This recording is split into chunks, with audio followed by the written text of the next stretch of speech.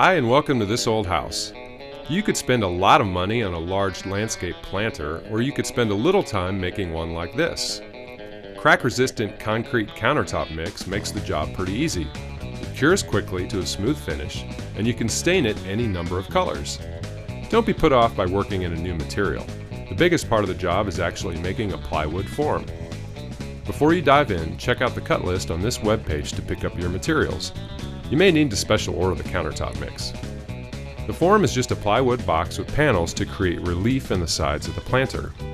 Let's start by cutting the pieces for it. Make sure you have clearance under the sheet of plywood for the saw blade.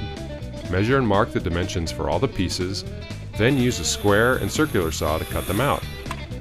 Now each of the 4 panels is framed in molding to create a gradual transition for the concrete. Use a miter saw to cut the molding to length with an inside miter on each end. Next, attach the inset panels and molding. Mark the location of the panels, then apply wood glue and press them in place. Use a pneumatic nailer to tack them down. Set the molding in place and use your nailer to secure them. Now to make the drain hole for the planter, cut a 1-inch diameter wood dowel about 1.5 inches long. Find the center of the plywood base, then put a 1-inch spade bit in your drill and use it to make a shallow hole to seat the dowel.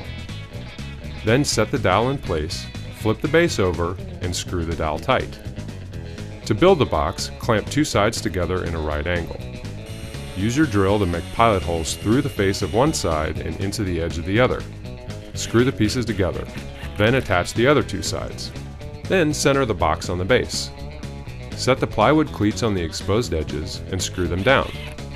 Now it's important to caulk all the inside edges of the joints to prevent any concrete from leaking out. The interior form sits inside the plywood form to create the walls of the planter.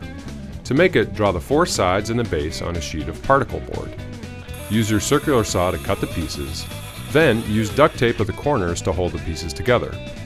To protect the particle board from the water in the mix, wrap the interior form in a plastic bag and tape it tight. Now for the concrete. Pour half a bag of the countertop mix into a large plastic container, add half a gallon of water, and turn the mix with a shovel until it becomes the consistency of cooked oatmeal. Set the mix aside for 10 minutes to allow the water to interact with the cement. Meanwhile, spray vegetable oil on the inside of the form to make it easier to remove the planter from it later. Next, use a masonry trowel to fill the form up to the top of the drain dowel. Work the mix into the corners, making sure to fill them completely. Now set the interior form inside the plywood form and fill it with sand to prevent its walls from bowing under the pressure from the mix. Be sure to center the interior form. You want an even wall thickness all around. Make another batch of the mix to fill in the walls. Trowel it into the spaces between the forms, filling it to the top on all sides. Tap the sides of the filled form with a hammer or mallet to remove any air bubbles. Then trowel the top edges smooth. Then you need to let the cement cure for at least 18 hours. To remove the form, tilt it on its side to pour out the sand. Stand it back upright and break out the particle board form. Remove the screws holding the form together and gently pull the sides of it away from the planter walls. Tilt the planter onto its side again and drill through the dowel to loosen it up. Then use a hammer and chisel to gently knock the dowel out of the planter. If you want to stain your planter, Quikrete makes water-based translucent concrete stains in 8 colors that are applied after the concrete sets. Get a friend to help you haul the planter to the spot you have picked out. Then all you have to do is plant something pretty.